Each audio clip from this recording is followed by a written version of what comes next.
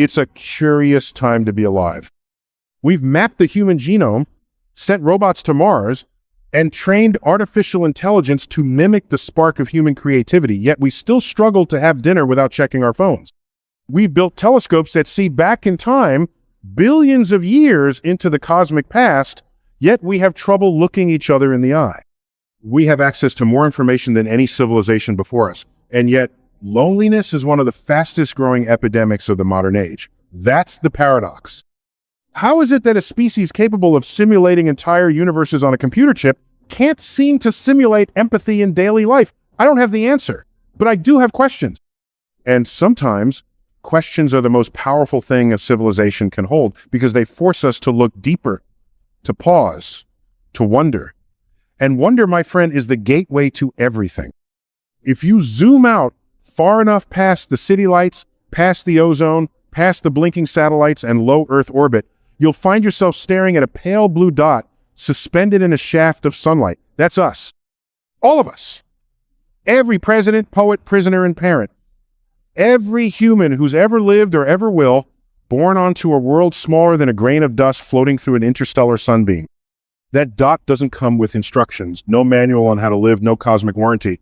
And yet, somehow, we've made it this far. We've learned to write, to record, to reason.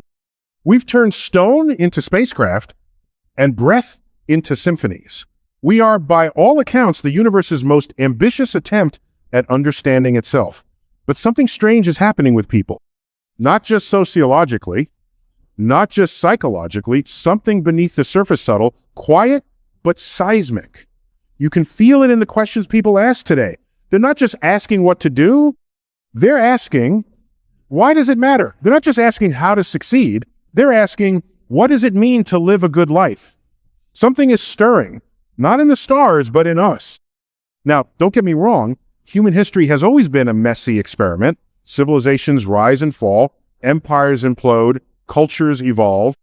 But the strangeness of our current moment isn't just another cycle of politics or economy. It's existential. We are, in real time, straddling two paradigms. One foot in a world designed for survival, the other in a world that demands purpose. And for the first time, those two don't seem to align. We evolved in tribes. We hunted, gathered, clustered around fire. Every gesture, every instinct had one primary question behind it. Will this help me survive? But now, we're surviving longer than ever, and for many, survival alone is no longer enough. What happens when a brain evolved for threat detection is wired into a world of constant notifications? What happens when meaning doesn't come from a deity or tradition, but from the self, and the self is overwhelmed, distracted, disoriented? You get exactly what we're seeing now. A species out of sync with its own inventions. Humans trying to navigate a digital age with Paleolithic software. But let's not romanticize the past. The old world was no utopia. It was just predictable. Now, the variables have changed, and as any good physicist will tell you, when enough variables shift, the entire equation changes. The question is no longer, can we survive as a species? The real question is, can we stay human in the process? That's what's on the line. And that's why I say strange things are about to happen with people, because we are not static creatures. We are not fixed in form or function.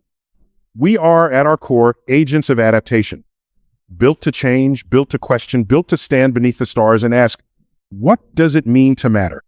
So maybe these strange feelings, the disconnection, the anxiety, the unrest-errant signs of decline, maybe they're the early contractions of a birth, the messy, beautiful, terrifying symptoms of transformation.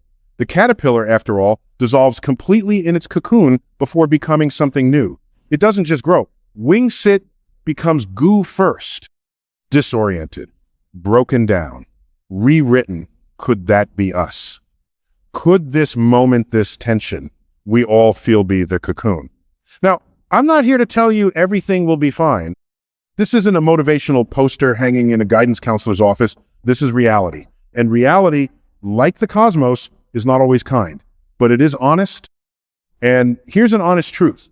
We've spent centuries trying to control the world outside, use, weather, war, wealth. But perhaps the next frontier is inward. Because if the cosmos has taught us anything, it's that complexity begets evolution. From the simplest hydrogen atom to the birth of stars, from stars to stardust, from stardust to neurons, firing in the human brain creation follows complexity.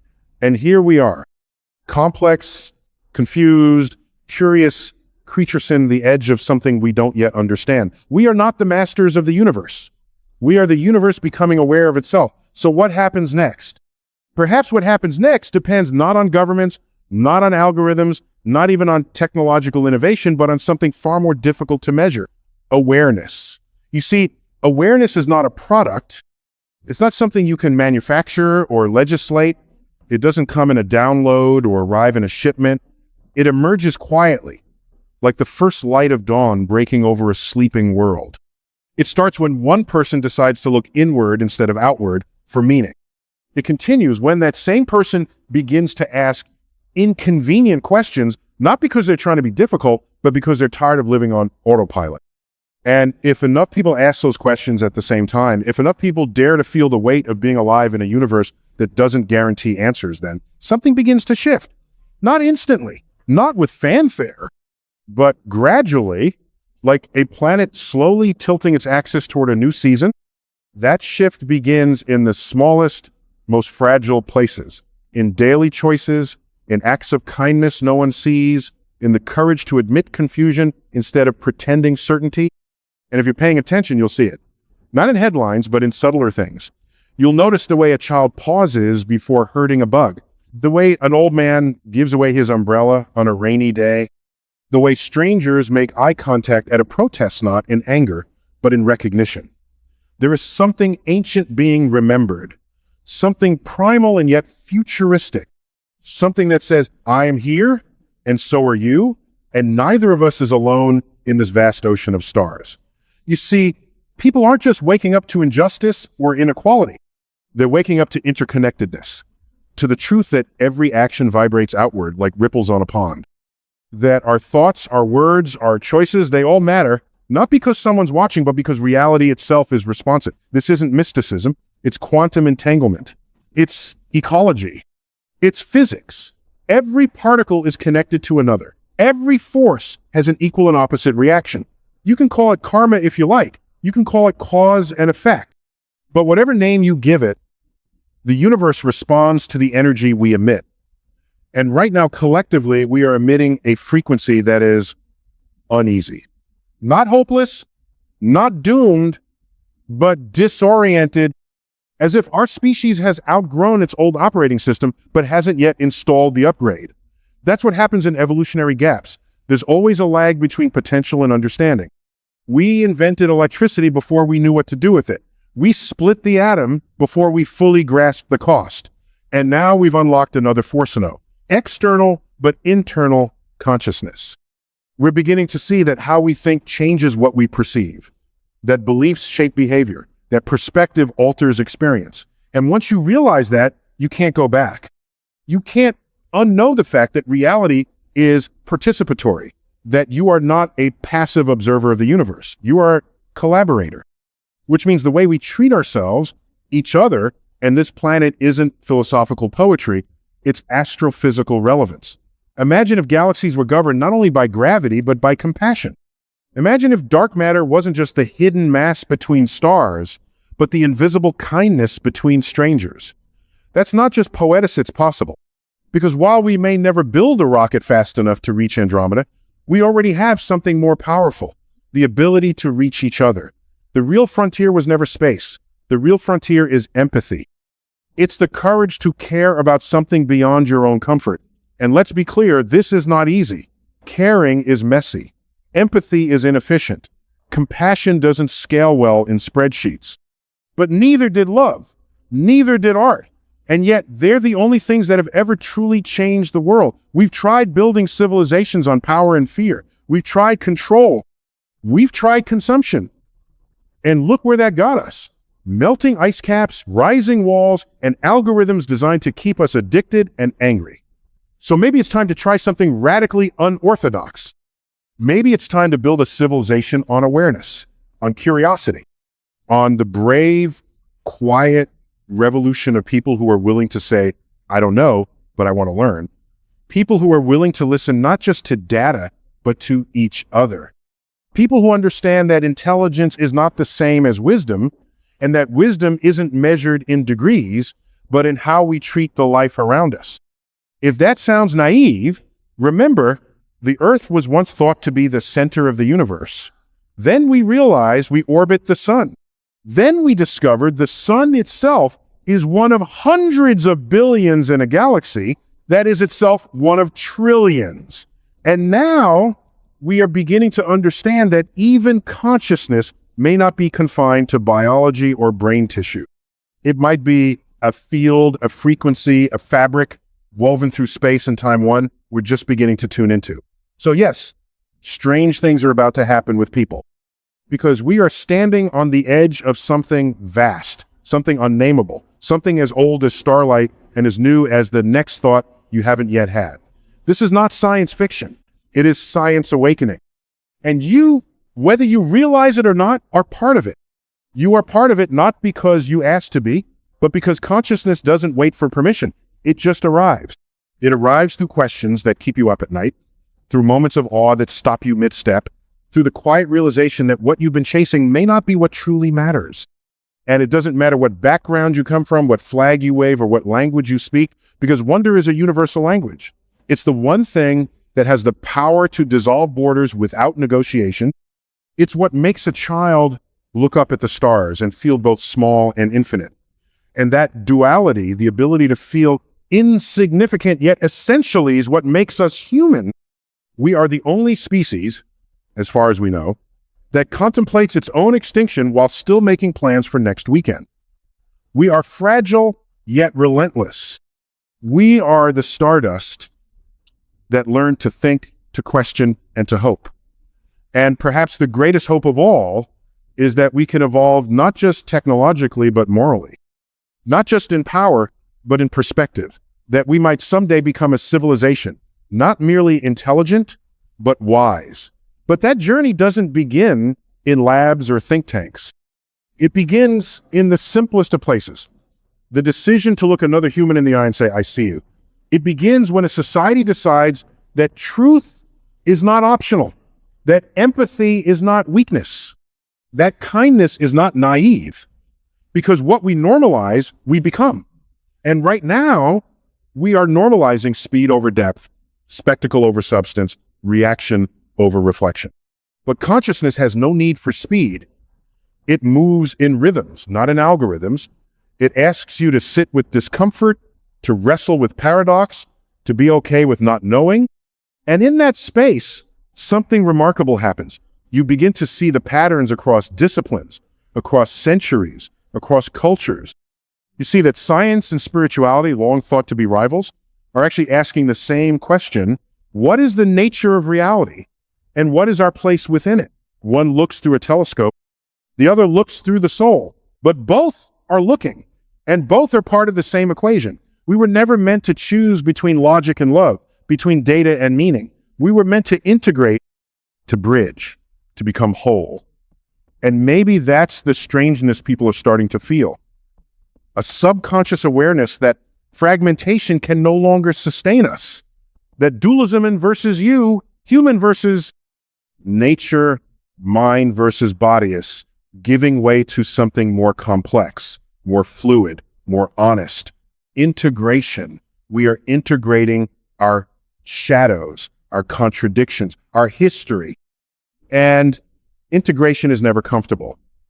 It requires us to confront what we've denied, to forgive what we've condemned, to rebuild what we've neglected. That's why people are feeling strange, because growth doesn't feel like a victory march. It feels like breaking down in the grocery store aisle when something in you finally says, I can't do this like this anymore. And that's not weakness. That's truth erupting through the surface. The universe has always expanded through disruption. Stars explode to make new elements. Galaxies collide to birth new structures.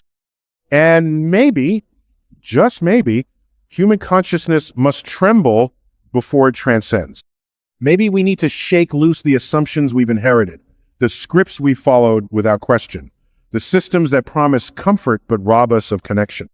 Maybe what we're seeing in society, the restlessness, The polarization, the discontent is not a breakdown, but a breakthrough in disguise, a sign that the cocoon is cracking. And no, we can't go back. Not to a simpler time, not to a purer past, because nostalgia is a liar. It edits out the inconvenient parts and sells us a story that never quite existed, but we can go forward, not blindly, not naively, but with eyes wide open and hearts attuned to the pulse of something ancient returning, a remembrance that we are not consumers of reality, we are creators of it. And that every thought, every action, every choice contributes to the gravitational field of our shared future. You matter, not in a feel-good slogan kind of way, but in a literal, measurable, astrophysical kind of way. Because you are energy, you are vibration, you are information in motion. And the universe responds to the coherence or incoherence of that signal. So ask yourself, what frequency am I broadcasting? What future am I rehearsing in my daily thoughts? What kind of world am I reinforcing through the stories I tell myself about who I am and what's possible? These are not rhetorical questions. They are equations waiting to be solved. They are invitations to participate in a cosmos that is not indifferent, but interactive. You see, the universe doesn't make moral judgments. It doesn't favor good over evil. It favors balance, harmony, alignment. And when a system becomes too unstable, when the frequencies get too discordant, it shifts, it rebalances, sometimes through collapse, sometimes through creativity. And that's the crossroads we find ourselves in. Strange things are happening, yes, but strange is how the new gets born. So when I say strange things are about to happen with people, I don't mean UFOs landing in shopping malls or portals opening in the sky, though the cosmos has never been short on surprises. I'm talking about something subtler, something closer to home, a shift in human perception, a collective realization that the world we've built, efficient and optimized as it may be, has left some part of the soul malnourished. We have built cities that never sleep, but our minds are exhausted. We have created networks that connect continents. Yet people feel more disconnected than ever before. This is not a contradiction, it's a consequence. When you remove wonder from progress, you get emptiness. When you strip humanity out of innovation, you get alienation. We thought technology would save us, but technology was never the savior. It's a tool. And like any tool, its impact depends on the consciousness of the hand that wields it. Fire can warm a village or burn it down. AI can cure disease or deepen division. The future is not determined by machinists, it's determined by meaning. And meaning cannot be downloaded. It must be discovered, lived, wrestled with. Which brings us to a fundamental truth. Progress without purpose is just movement, but evolution, true evolution, requires direction, not just momentum. And that direction doesn't come from the top, it comes from within.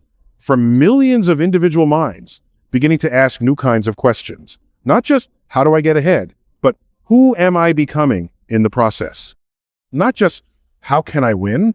But what does it mean to live well in harmony, in truth? You see, consciousness is not a private affair. It's contagious. Every act of awareness creates a field around it. Every brave conversation, every kind decision, every time someone pauses instead of reacting, that's an act of gravity. And gravity attracts. Not in the romantic sense, in the literal sense. The mass of an idea, when rooted in truth, draws other minds toward it, slowly, imperceptibly, until critical mass is reached. And when that happens, paradigms shift, cultures transform. What was once unthinkable becomes obvious. What was once fringe becomes mainstream. This is not a fantasy. It's history. Women voting was once radical. Abolishing slavery was once heresy. Talking openly about mental health was once taboo, until it wasn't. Because minds changed, and when minds change, worlds change. Which is why the real revolution ahead of us isn't political, though it may affect politics. It's not economic, though it will ripple into markets. It's perceptual, a revolution of worldview, a shift in how we define success, progress, and even reality itself. For centuries, we've measured advancement by external metrics: GDP, speed, scale, power. But what if the next chapter of human progress will be measured by inner metrics? Resilience, compassion, equanimity, clarity of mind, and depth of presence. What if our capacity to feel becomes as valuable as our capacity to produce? What if attention becomes the new currency and the way we spend it becomes our legacy? That would mean that every moment matters. Every breath, every word. Not in some sentimental way, but in a quantum way. Because attention is energy, and where we place it determines what grows. That's not spirituality, that's neuroscience. Neurons that fire together, wire together. Focus reshapes the brain, and the brain reshapes experience. So yes, what you focus on becomes your world, and your world becomes the world for others. This is the responsibility of awareness, not to escape, but to engage. Not to withdraw from the chaos, but to understand it from a higher altitude, like a satellite peering through clouds, not to judge the weather, but to understand its patterns. When we do that, when we rise above the noise, we begin to notice something extraordinary. Much of what divides us is artificial, manufactured, programmed, differences that are real but exaggerated, borders that exist on paper more than in biology. And beneath all that noise, a signal, the shared longing of human beings to be seen, to be safe, to belong, to contribute, and to matter. That longing is the same in every language. It exists beneath ideology, beneath history. It is the gravitational center of the human story. And when we connect at that level, not through slogans or platforms, but through shared presence, we begin to remember who we are, not enemies, not demographics, but travelers hurling through space on a rock lit by a star, searching for meaning in the dark. So perhaps the strangest thing that's about to happen with people is not some sudden catastrophe or miraculous event, but something even more powerful, the slow, silent ignition of self-awareness at scale.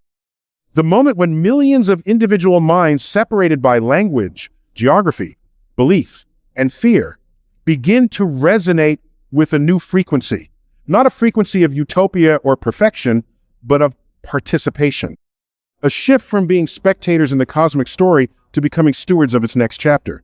Because the universe, vast and unbothered though it may seem, has always responded to coherence. Stars form in regions of high density. Life emerges where entropy gives way to pattern. And consciousness deepens wherever attention meets intention. That's where we are now teetering at the edge of an identity shift. We are no longer simply Homo sapiens, the wise ape. We are becoming something else, Homo sentiens, the feeling ape, or perhaps even Homo universalis, the human that remembers its origin in stardust and its responsibility to all forms of life. And what does that responsibility look like? It doesn't mean sainthood. It doesn't mean solving every problem overnight. It means showing up first to yourself, then to others, then to the planet. It means asking better questions, not how do I succeed, but how do I contribute? Not what can I extract, but what can I regenerate? It means redefining intelligence as how fast you can solve a problem, but how deeply you can understand your impact. It means remembering that being human is not a curse of limitation, but a privilege of perspective. No other species we know of gets to reflect on its own existence, to imagine futures not yet written, to feel awe in the presence of the unknown. We do. We are the minds through which the universe studies itself. And that's not just poetics, it's participatory physics. Because the observer always changes the observed. And we are observing now with eyes wider than ever, asking questions that pierce the veil of inherited assumptions. What if success isn't accumulation but alignment? What if the true measure of civilization is not how tall we build, but how well we listen to nature, to each other, to the quiet voice within? And yes, as this awareness spreads, there will be friction. There always is. Paradigm shifts aren't polite. They're messy, chaotic, full of resistance.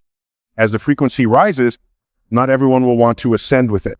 You may lose people, institutions may resist, whole systems may strain. That's okay. That's part of the physics. When a system reaches critical instability, it doesn't snap, it reorganizes. In thermodynamics, that's called phase transition. In human terms, It's transformation. And during transformation, strange things happen. People feel untethered. Time feels nonlinear. Old beliefs crumble. Identities dissolve. But in that flux, a new form begins to emerge. One rooted not in fear of survival, but in reverence for life. One that sees every human not as competition, but as a co-conspirator in the evolution of understanding. We are entering a moment where we must choose. Will we collapse into fragmentation or cohere into consciousness? Will we race toward convenience or rise toward coherence? Will we consume this planet into exhaustion or steward it into renewal? These questions are not rhetorical. They are real, immediate, and demanding answers not someday, but now. Because the future is not an inevitability, it is an accumulation of choices. Billions of them. Made daily, made locally, made by people who choose presence over numbness, connection over cynicism, imagination over inertia. And those people, maybe they look ordinary. Maybe they don't wear lab coats or speak on stages. Maybe they're just planting food, writing songs, raising children, questioning old patterns, or healing in silence. But they are the pulse of the future. They are the new field through which consciousness is blooming. So yes, strange things are happening with people, but strange does not mean broken. Strange means unfamiliar. And unfamiliar is the signature of emergence. We are emerging from a centuries-long adolescence, an age defined by dominance, division, and distraction. And we are entering, perhaps for the first time, an age of conscious adulthood, where power is redefined, not as control, but as care, where truth is not dictated, but discovered, where freedom is not the absence of limits, but the presence of responsibility. And maybe that's the final message. We are not here to conquer the cosmos. We are here to cooperate with it, to harmonize with its rhythms, to steward its beauty, to add, in our own brief, fragile, extraordinary way, one more note to the grand symphony of existence. You, dear listener, are part of that note. You are not here by accident. You are not insignificant. You are the unfolding of 1 billion years of cosmic chemistry, shaped by gravity, guided by evolution, infused with story, standing now at the crossroads of memory and possibility. And the universe is listening. So, what will you say?